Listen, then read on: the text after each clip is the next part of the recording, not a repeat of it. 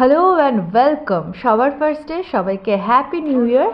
আজকে জানুয়ারি 1, 2025 আর আজকে এখন আমরা আছি নৈহাটি স্টেশনে, যাচ্ছি আরও একটা আইবুড়ো ভাত খেতে।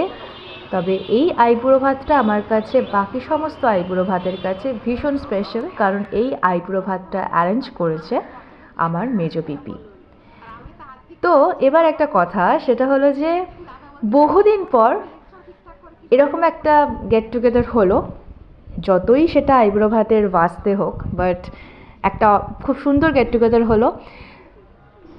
টনি দাদা আর বুকান এখন খেলা করছে। বাই দ্য ওয়ে, বুকান হচ্ছে টনি দাদার ছেলে। আসার সাথে সাথেই আমাদেরকে একদম শীতকালের উপযুক্ত চা আদা দিয়ে যেটা হয় সেটা ধরিয়ে দেওয়া হলো।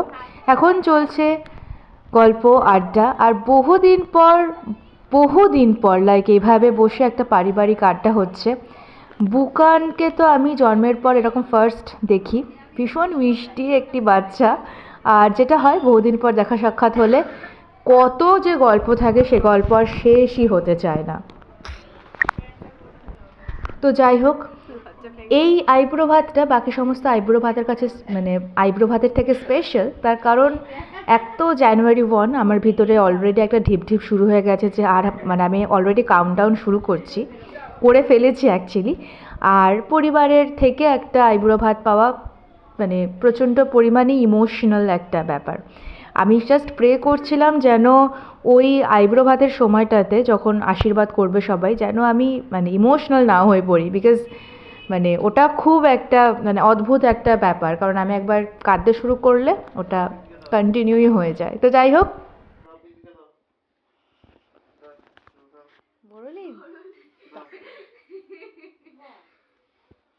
চলে এসছে খাবারের ছবি। আর এই সমস্ত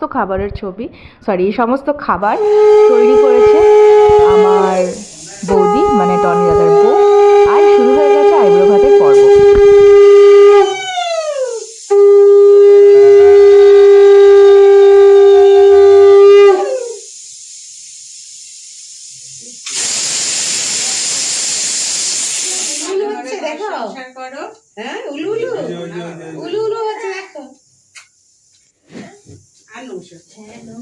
দাও শাড়িটা দাও।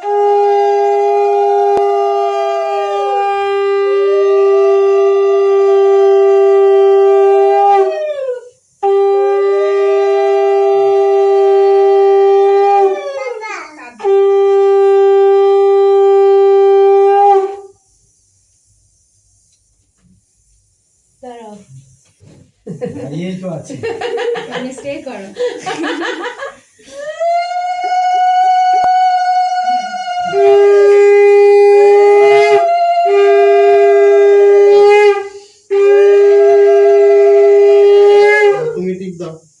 টিপ দাও থাকবো। এই যে টিপ দাও তুমি টিপ দাও না, এই যে টিপ, এই যে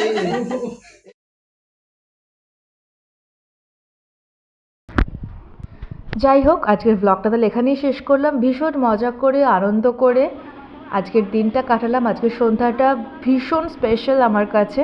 সবাই ভালো থাকবেন।